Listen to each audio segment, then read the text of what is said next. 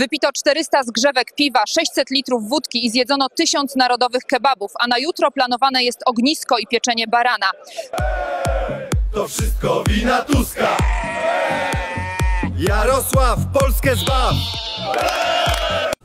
Cześć, witam Was. Moi drodzy, wrócę do tematu granicy, bo to chyba najgorętszy temat w ostatnich dniach. No, pisowcy i te bojówki pisowskie rozkręcili się na całego. To już po prostu się robi państwo w państwie. No ale jak to przystało na PiS, oni inaczej nie potrafią. Taki najwyższy poziom łajdactwa, hipokryzji, zwykłego, takiego typowego skurwysyństwa. Ten zakłamany, zafajdany, złodziejski PiS, no sami za swoich mafijnych rządów sprowadzili setki tysięcy niesprawdzonych osób, zwłaszcza z muzułmańskich krajów Afryki, Azji czy Ameryki Południowej. Niemalże oficjalnie kupczyli polskimi wizami, zarobili przy tym przestępczym procederze grube miliony dolarów. Teraz składają taki projekt, jak tutaj widzicie. No, musicie przyznać, że oni poziomu hipokryzji po prostu, dla nich nie ma granic poziomu hipokryzji jakiejkolwiek. No i oczywiście pisowcy odpalili tego Naziola Bąkiewicza. No, po prostu wspaniale, powiem Wam. Oddziały Bąkiewicza na granicy. Bo kiedy, nie wiem, myślisz o bezpieczeństwie państwa, pierwsze co przychodzi do głowy to samozwańcze patrole w moro z, nie wiem, patriotyzmem mierzonym w decybelach. No czego tu się bać? Przecież granice strzeżone są przez ekspertów od marszów i haseł. Tylko tak się zastanawiam i nie wiem, czy się ktokolwiek nad tym zastanawiał, z czego to coś, mówię o Bąkiewiczu, żyje, jeździ, organizuje, robi zadymy w całym kraju. Może ktoś by tym się zajął. O, i jeszcze jedno. Obrońcy granic straszą, że czarni zagrażają naszym dzieciom. No tutaj trzeba przyznać im rację, to jest fakt. Więc należy trzymać dzieci z dala od miejsc, w których biją dzwony. Zawsze lubiłem życie na granicy. W domu tylko kobieta na mnie krzyczy, że mam do roboty iść, a tu proszę, bohaterem jestem. Przepraszam, że przeszkadzam, ale kolega obiecał, że dowiezie skrzynkę harnasia, a chłopaki czekają. I z tego co pamiętam, pytałem w poprzednim materiale o granicy, ale zapytam jeszcze raz. Te twarze myślą nieskalane. Gdzie oni wszyscy byli, gdy PiS zapraszało do Polski setki tysięcy emigrantów, a związani z nimi sprzedawali lewe wizy, zarabiali miliony. Wpuszczali tysiącami tygodniowo, bez jakiejkolwiek kontroli. Gdzie był Bąkiewicz, gdzie byli ci wszyscy wielcy obrońcy, ci wszyscy wielce zatroskani. Bąkiewicz, wiem, liczył pieniążki, które Kaczyński jemu dał. No, Bąkiewicz za pieniążki zrobi wszystko, jak wiecie. I zobaczcie Nawrockiego, jeszcze nie został prezydentem. Dla mnie Nawrocki, jak wiecie, nie jest i nigdy nie będzie prezydentem. Dla mnie jest to bandzior, kolega neofaszystów, popierany przez nich i mówi do neofaszysty organizującego bojówki na granicy, czyli Bąkiewicza: dobra robota, dziękuję. Takiej Polski się, moi drodzy, powoli spodziewajcie. Jest to skandal na cały świat. Zresztą Nawrocki to jedno. Ale Duda, prezydent obecny, tak zwany prezydent, popiera rasizm, bandytyzm i neofaszystów. No i moi drodzy, nie oszukujmy się. Bąkiewicz nie robi przecież nic za darmo. PiS wpompował w tego bankruta społecznego, moralnego i biznesowego miliony złotych i w nieruchomości, oczywiście miliony złotych z naszych podatków. Może Nawrocki dziękuję za to, że prawdopodobnie sprowadzają migrantów na granicę, żeby potem ich łapać albo nagrywać. Przypomina mi to takie scenki Ku Klux Klanu, kiedy łapali ciemnoskórych i robili polowania. Przypomina mi to prześladowania przez nazistów, przypomina mi to taką świętą inkwizycję, protest mordowania za wiarę. No a co robi Kościół? Kościół jak zawsze milczy. Dlaczego milczy? Bo robią to przecież ich sponsorzy, ci pseudokatolicy. Bo cała ta banda idzie do kościoła, do pierwszych ławek, potem poniża, gnębi, straszy drugiego człowieka. Takie to typowo katolickie. Jest już bardzo cienka nitka, która może pęknąć w każdej chwili i ktoś zginie i nie będzie to na pewno nikt z bojówkarzy Bąkiewicza. Już wystarczająco było śmierci na wschodniej granicy, gdzie PiS, ten oczywiście katolicki, przyczyniał się do tego. Nawrocki, mówiłem to niejednokrotnie, powiem jeszcze raz, dla mnie to jest moralne dno i daje po prostu poczucie bezkarności, tak jak Duda i cała ta pisowska mafia. Szanowni Państwo, ja powiem bardzo krótko. Dziękuję wszystkim moim rodakom, którzy działają obywatelsko i wspierają Straż Graniczną w ochronie naszej granicy. Przede wszystkim przed nielegalnymi działaniami, jakimi jest no niestety także i od strony zachodniej, wydaje się, wpychanie migrantów do Polski, więc mamy z tym do czynienia nie tylko od strony białoruskiej, ale w ostatnim czasie, jak cały szereg doniesień do mnie spływa także i od strony zachodniej, od strony niemieckiej. Dziękuję wszystkim obywatelom, którzy się organizują, którzy organizują obywatelską straż, obywatelskie patrole na granicy, żeby wesprzeć obronę granicy, wesprzeć Straż Graniczną w tych działaniach. Szkoda, że władze, że rząd nie reaguje na to, ale mam nadzieję, że w końcu zareaguje. Nie możemy sobie pozwolić na to, aby prawo było łamane, aby brutalnie spychano migrantów na nasze ziemię. Niemcy zrobili sobie problem z migrantami i muszą sobie z tym problemem radzić sami. My nie będziemy tego problemu za nich rozwiązywać. Podobno Duda to doktor prawa. No ale on i jego prawo. Ja nie jestem doktorem prawa, specjalistą od prawa, ale pogrzebałem trochę i no powiem wam to, co każdy obywatel, który nie jest doktorem prawa jak Duda, znajdzie i to ogarnie. No, nie wierzę, że Duda jest aż tak głupi, że tego nie ogarnia. Kibole, którzy zatrzymują prywatne pojazdy i poddają je przeszukiwaniom, wystarczy samo zaglądanie przez szybę. To już jest przeszukanie. Popełniają kilka czynów karalnych, a tak, że naruszają chronione konstytucyjnie wolność prawa i osobiste oraz ingerują w dobra osobiste podróżujących. Duda za to tym bojówkom Bąkiewicza dziękuję. A teraz wam przytoczę kilka podstawowych zapisów prawa, które według Dudy, no nie wiem, mamy stan wojenny, że nie obowiązują, że Duda, Nawrocki i pisowcy to popierają, ale posłuchajcie. Przywłaszczenie funkcji publicznej, czyli czyn z artykułu 227 Kodeksu Karnego, samo rozpoczęcie wykonywania czynności zastrzeżonej dla funkcjonariusza publicznego może powodować u innej osoby błędne przeświadczenie, że zatrzymujący i przeszukujący ma jakieś uprawnienia do tego.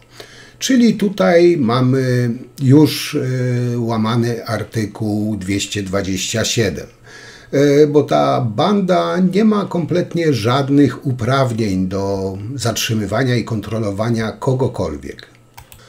Kolejne, nieuprawnione dawanie poleceń lub sygnałów uczestnikom ruchu to czyn naruszający artykuł 6 ustawy 1 ustawy Prawo o ruchu drogowym. Następnie zmuszanie do określonego działania, zaniechania lub znoszenia, czyli czyn z artykułu 91 paragraf 1 Kodeksu Karnego. Otaczanie pojazdu przez grupę karków jest zastosowaniem przemocy wobec osób podróżujących pojazdem, wywołującym u nich przymus zatrzymania się i poddania się nielegalnym działaniom przez tych pseudoobrońców granicy. Kolejne, tamowanie lub utrudnianie ruchu, czyli czyn z artykułu 90 Kodeksu Wykroczeń.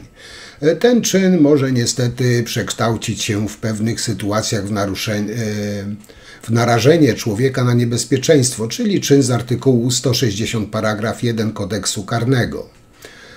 Kolejne, naruszenie wolności poruszania się po terytorium Rzeczypospolitej. To jest wolność, która podlega ochronie na podstawie artykułu 52 Konstytucji RP, którą nagminnie łamią ci pseudo-ochroniarze, obrońcy, jak zwał, tak zwał. No i może podam jeszcze jeden przykład. Prawo do ochrony życia prywatnego oraz do decydowania o swoim życiu osobistym. To prawo jest wskazane w artykule 47 Konstytucji RP. I tutaj podałem kilka przepisów takich od ręki, bez głębszej analizy tematu. Ale podejrzewam, że właściwe służby zapewne mogą znaleźć o wiele więcej. I dziwię się, dlaczego pozwalają, pobłażają tym bandom grasować po ulicy i blokować nawet rodaków, kontrolować rodaków, którzy wjeżdżają do kraju, zastraszać ich, terroryzować ich.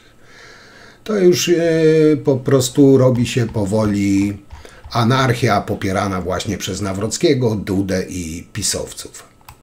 PiS mówił murem za polskim mundurem, a dzisiaj pluje na ten mundur. Przebierańcy ubrani w mundury, które przypominają mundury policji czy Straży Granicznej, zatrzymują polskich obywateli, którzy chcą wjechać do Polski i przeszukują im samochody. Co to jest, pytam się? To jest anarchia. Nikt nie ma prawa, żaden obywatel, przeszukiwać drugiego obywatela. Od tego mamy służby państwa, służby mundurowe. A to, co robi PiS, to jest po to, szanowni państwo, żeby wzbudzić niepokój, strach i bić na tym właśnie pianę polityczną. I to robicie. I pani jest tego najlepszym przykładem. Zdarzają się takie przypadki, że Niemcy odwożą nam do granicy osoby z polskimi wizami. Te wizy są, szanowni państwo, wydane przez rząd PiS-u. 6 milionów wiz do 80 krajów afrykańskich i muzułmańskich. Po 8 latach ich rządów, że mamy maksymalnie wielki wzrost przybyszów właśnie z państw Bliskiego Wschodu i Afryki. Oni nie są uchodźcami, to są tak zwani legalni migranci, których PiS wpuszczał tutaj w sposób niemożebny. Moi drodzy, gdyby ktoś zapomniał, wyleciało mu to z głowy, to przypominam, że na przykład w 2023 roku za rządów PiS-mafii wydano 3 700 000 pierwszych zezwoleń dla osób spoza Unii Europejskiej na pobyt w Unii Europejskiej. Polska w tym czasie była liderem w tej kategorii, no niechlubnym liderem w tej właśnie kategorii, o czym pisowcy raczą często, gęsto zapominać. I powiem tak, to nie tylko nielegalna emigracja. Tak naprawdę granice trzeba obronić, ale przed pisowcami. Bo okazuje się, że polskiej granicy bardziej niż przed nielegalną emigracją trzeba bronić właśnie przed zwolennikami PiS-u, Bąkiewicza i tego całego planktonu. Dopóki te grupki obywateli w różnym wieku z flagami w dłoniach tylko demonstrowały na tych przygranicznych drogach, no było nawet śmiesznie. Cóż, jaka partia, takie, można powiedzieć, pospolite ruszenie. No ale straszno się, moi drodzy, robi, gdy ci ludzie zaczynają kontrolować wjeżdżających do Polski i szukać w ich autach rzekomych nielegalnych emigrantów. Nie wyobraźnia, a doświadczenie podpowiada, w jakim kierunku pójdzie ruch tych samozwańczych obrońców granic. Będzie przemoc wobec Bogu ducha winnych ludzi, których jedyną winą będzie ciemniejszy odcień skóry, będą samosądy, może podpalenia, może rozruchy. Mieliśmy tak naprawdę tego przedsmak, gdy w pierwszym roku PiS wraz z kontrolowanym przez tą partię tak zwanymi mediami rozkręcał nagonkę na uchodźców. Liczba tych rasistowskich ataków wybiła wówczas ponad skalę. Odpowiedzią ówczesnej władzy na trwogę obywateli był rechot, choć jednocześnie PiS wpuszczał do Polski cudzoziemców cichaczem, rozdając na prawo i lewo polskie wizy, niczym, nie wiem, rolnik na bazarku kartofle. Przestępstwo, normalne przestępstwo. Nie wiem, czy pani wie o tym. No pani teraz Pani przysiągała, nie, bo pani się przyzwyczaiła. ale nie może pani brać nielegalnych... Tam nie mają prawa tu już nawet pół kroku zrobić. Nie możecie brać... Muszą mieć komplet papierów, dopiero może ich pani prowadzić. Komplet papierów. Ale proszę mi komplet nie krzyczeć papierów. nad uchem. No bo pani... Przyjmowanie nielegalnych imigrantów jest czynnością służbową Straży Granicznej w Polsce? Proszę pana, tak jak wcześniej już powiedziałem, Tutaj interwencja teraz, rzecznik nie wie, co się teraz dzieje. zapraszam do rzecznika, on udzieli wszystkich informacji po całym zajściu, tak? Zostanie poinformowany, odpowie wtedy na konkretne pytania, które panowie sobie przygotują, on wtedy odpowie. Czy wy chcecie wziąć nielegalnych imigrantów na polską stronę?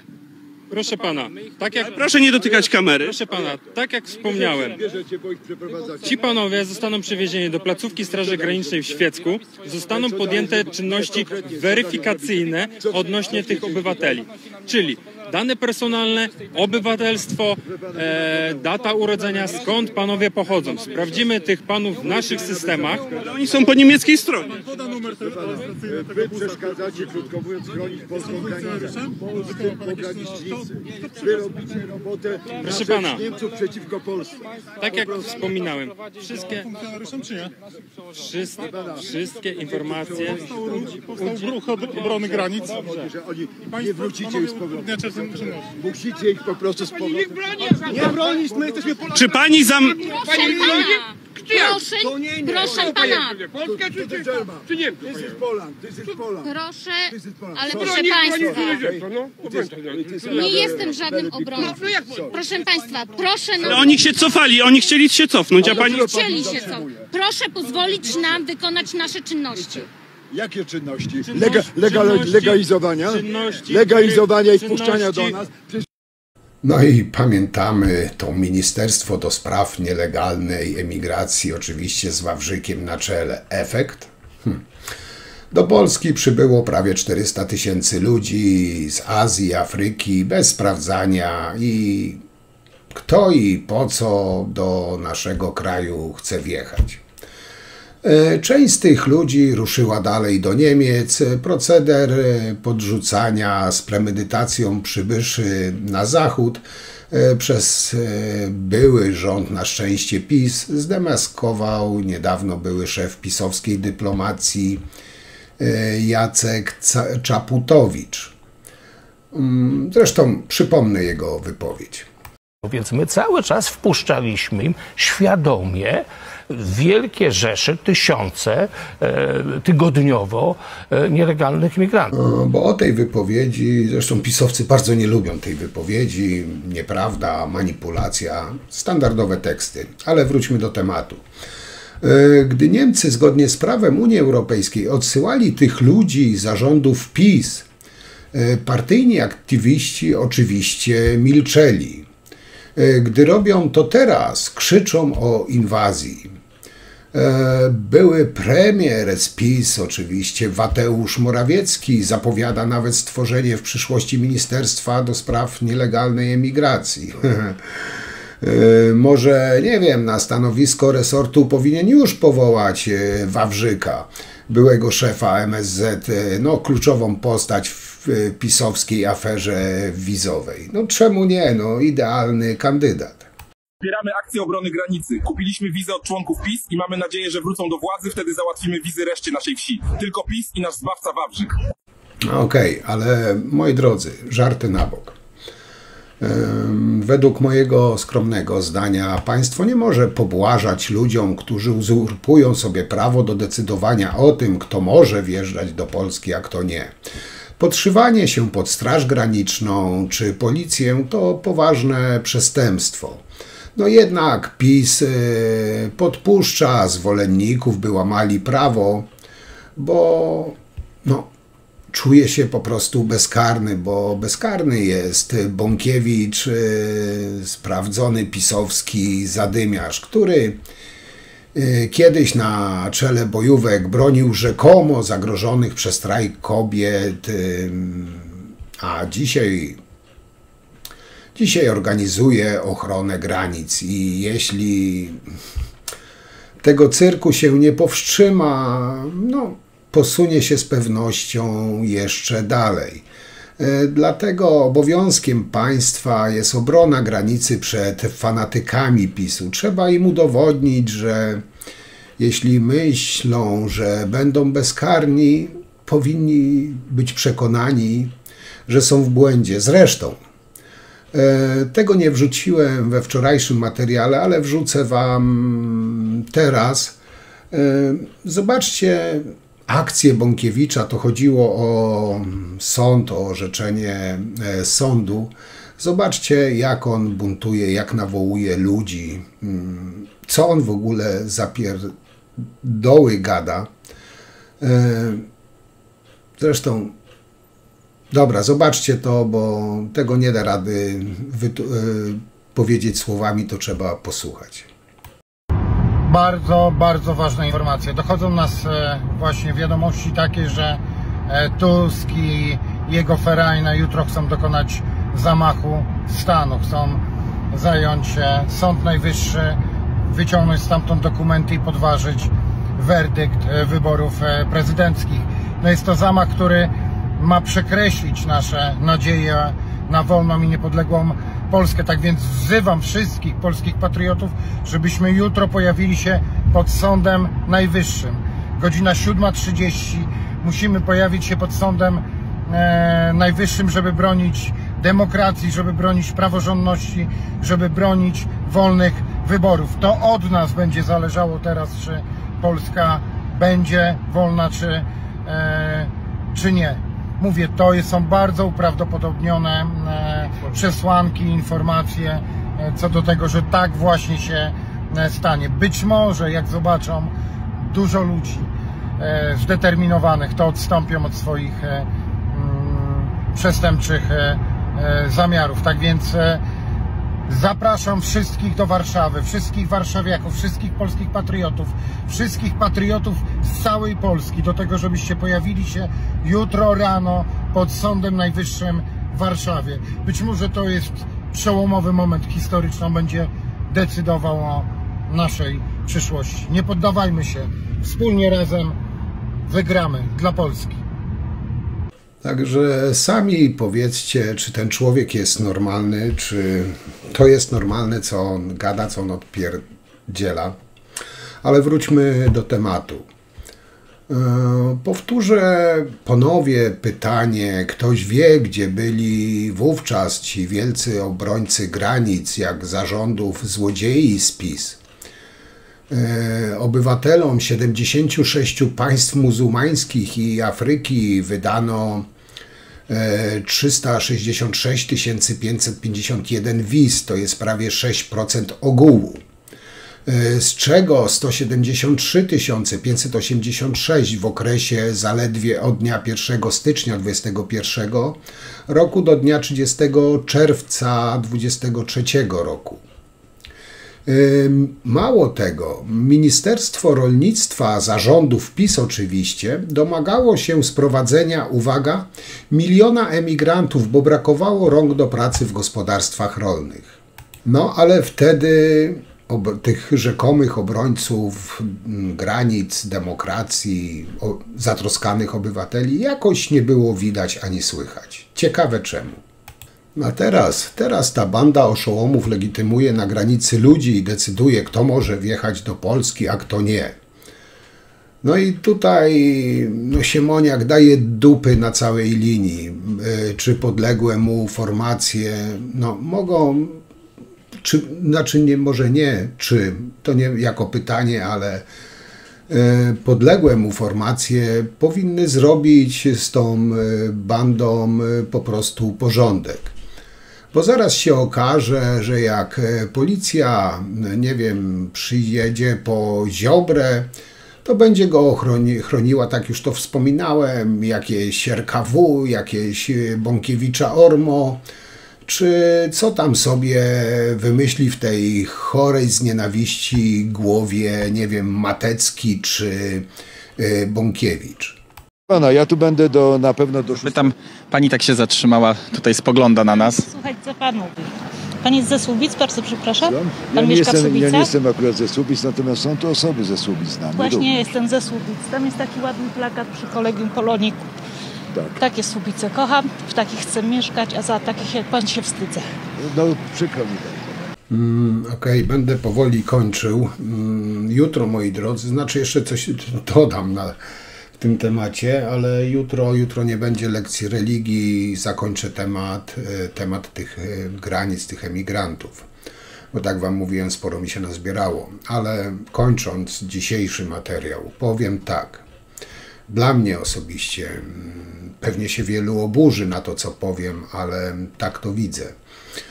Jakieś skretyniałe bandy pilnują granicy, PiS wpuścił hordy emigrantów, oni zwiali do Niemiec, teraz nam ich oddają. Taka kolej rzeczy.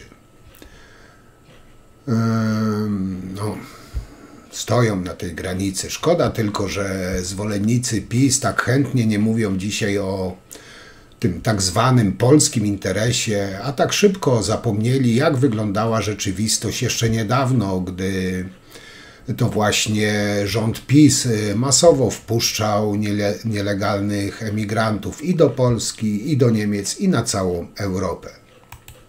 W 2023 roku, tak wam wrzucałem ten materiał, ten filmik, sam Jacek Czaputowicz, były minister spraw zagranicznych w rządzie PiS, przyznał wprost, publicznie, w telewizji, że Polska świadomie pozwalała emigrantom przemieszczać się na zachód, wiedząc doskonale, że zgodnie z prawem unijnym Niemcy będą ich nam odsyłać czyli do ostatniego kraju tranzytowego, czyli z powrotem do Polski. I jak sam powiedział, to nie był błąd, to była celowa polityka. Tysiące osób tygodniowo przekraczało granice, a PiS w tym samym czasie organizował medialne spotkania w obronie tak zwanej cywilizacji i bezpieczeństwa granic, czyli typowe skurwysyństwo, typowa pisowska hipokryzja. A jeżeli chodzi o granicę zachodnią, wczoraj obdzwoniłem wojewodów w 3 województwach: dolnośląskim, lubuskim województwie oraz zachodniopomorskim i nie potwierdzam tysięcy emigrantów, którzy są przez Niemców przywożeni do Polski, bo to jest po prostu nieprawda. To są po prostu fejki i trzeba o tym jasno mówić i trzeba jasno opowiadać o faktach. Po prostu to są kłamstwa Nie wiem, czy powinienem liczby podawać, ale wydaje mi się, że chyba służba graniczna podała te liczby, bo dzisiaj rano gdzieś czytałem w mediach. To nie są żadne tysiące, tylko to jest 30 osób, 40 miesięcznie, jeżeli chodzi o dane województwo. W związku z tym naprawdę upraszam o rozsądek w tej sprawie. Prezydenta elekta również. No a dzisiaj, gdy obecny rząd próbuje wyprowadzić ten chaos i przywrócić jakąś realną kontrolę nad granicą, z tych samych środowisk słyszymy oskarżenia o działania w niemieckim interesie. Ale to właśnie PiS działał przeciwko interesowi Polski, a jego sympatycy udają teraz, że z takich, nie wiem, wielce zaskoczonych konsekwencjami tej pisowskiej polityki, no trudno tak naprawdę bardziej o taką cyniczną grę, no stworzyć problem, wywołać jego skutki, a potem próbować obarczać winę następców, ale to cały PiS. No ale z drugiej strony, moi drodzy, no nie mamy się czemu dziwić. To jest taka klasyczna taktyka rodem z KGB, których uczył Kaczyńskiego sam Anatol Wasin. Wiecie, ten, z którym Kaczyński się przez lata prywatnie spotykał. Licząc na to, że ludzie nie znają kontekstu i bezrefleksyjnie łykną wszystkie tępe hasła. No ale są tacy, którzy nie przyjmą i właśnie my takimi ludźmi jesteśmy. Są tacy, którzy mają wypowiedzi, dokumenty, nagrania. Są tacy, którzy nie dadzą się nabrać na tanią, podszytą hipokryzję, propagandę. Nie każdy jest pisowcem. Za rządów PiS wskutek nielegalnych wiz od Wawrzyka znacząco wzrosła liczba cudzoziemców posiadanych prawo do pobytu. Już w 2015 roku było ich około 200 000 osób, a do końca 2020 roku liczba ta wzrosła do ponad 450 000. Oznacza to wzrost o ponad 100% w ciągu 5 lat. Teraz jakieś tam Batyry, Bąkiewicze, Mateckie i inne klony bronią granic, gdzie nikt ich nie przekracza, a nie jest,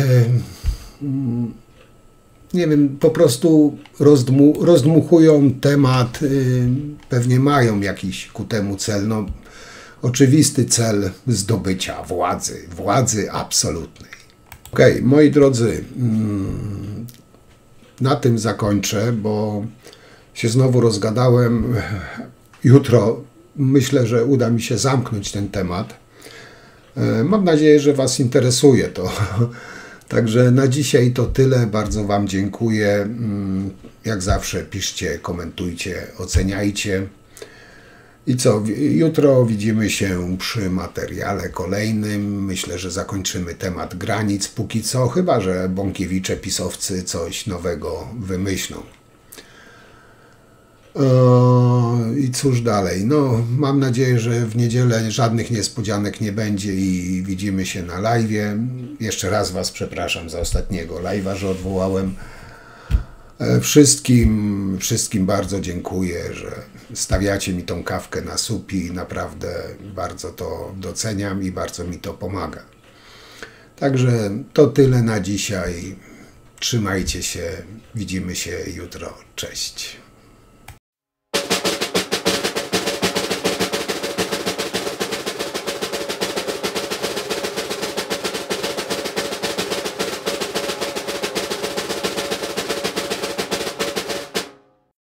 To Kampala, stolica Ugandy, i ludzie, którzy twierdzą, że zapłacili łapówki, by dostać wizę do Polski. Zapłaciłem 5000 euro. Zapłaciłem 4000 euro. Zapłaciłem $6000, żeby dostać pozwolenie na pracę w Polsce i wizę. Fakty pierwsze w Polsce pokazują ludzi, którzy opowiadają, jak wygląda korupcyjny proceder załatwiania polskich wiz w Afryce. W naszym imieniu rozmawia z nimi ugandyjski dziennikarz. Dlaczego pan tu jest? Jestem tu, bo czuję się okradziony przez polski rząd. Ci ludzie mówią, że zapłacili ogromne sumy, by dostać dokumenty pozwalające na wyjazd do Polski, ale prawdopodobnie z powodu skandalu wizowego w Polsce wydanie pozwoleń i wiz dla nich zaczęło się opóźniać. Oczekujemy sprawiedliwości. Chcemy dostać to, za co zapłaciliśmy. Sprzedałem ziemię, by dostać pozwolenie na pracę. Polska w biały dzień okrada biednych Afrykańczyków. Z takimi banerami idą protestować przed polskim konsulatem i niezależnie od oceny ich protestu on ujawnia, jak wygląda korupcyjny proceder handlu polskimi wizami w Afryce. To są ogromne sumy. Ludzie sprzedają swoje domy, żeby je zdobyć. Miałem oszczędności, rodzina też miała. Wydaliśmy na to wszystkie nasze pieniądze. Scenariusz zazwyczaj jest podobny. Osoba, która chce wyjechać, trafia do pośrednika. Ten pomaga zebrać dokumenty i załatwia najczęściej fikcyjne pozwolenie na pracę lub zaproszenie na polską uczelnię. Później umawia na spotkanie w ambasadzie i obiecuje, że wizę załatwi. Za to wszystko bierze po kilka tysięcy euro od osoby. Obiecują ci pozwolenie na pracę, wizę do Polski i że ktoś z ambasady zadzwoni. O procederze, który kwitnie w Ugandzie, rozmawiamy z tamtejszym dziennikarzem i aktywistą, który walczy z oszustwami wizowymi. Oni twierdzą, że na przestrzeni lat w ten sposób wizę do Polski załatwiły w ambasadzie w Nairobi tysiące ludzi. Z Ugandy, ale także z Kenii, Somalii, Madagaskaru, Mauritiusa i Seszeli. Z naszych nieoficjalnych informacji wynika, że tą ambasadą od dłuższego czasu zajmuje się CBA. Pozwolenia na pracę dostała ogromna liczba ludzi. Ludzie płacą tysiące euro, żeby dostać pozwolenie na pracę. To pozwolenie wrzuca się do systemu konsularnego. Po zweryfikowaniu można umawiać się na spotkanie w ambasadzie. Aktywiści mówią, że prawdopodobnie większość tych ludzi nie zostałaby w Polsce, wyjechałaby dalej na zachód. Z danych Ministerstwa Pracy wynika, że w ciągu ostatnich 30 miesięcy pozwolenia na pracę dostało prawie 13 000 obywateli krajów, o których mówimy. Wizy dostały prawie 3 000. W odpowiedzi na nasze pytania MSZ oświadczyło, że tamtejsza ambasada nie korzysta z pomocy żadnych pośredników. Chciałbym, żeby moje marzenia wreszcie się spełniły. Chcę wyjechać z moją rodziną, zabrać ich stąd, dostać pracę i zapewnić rodzinie lepsze życie.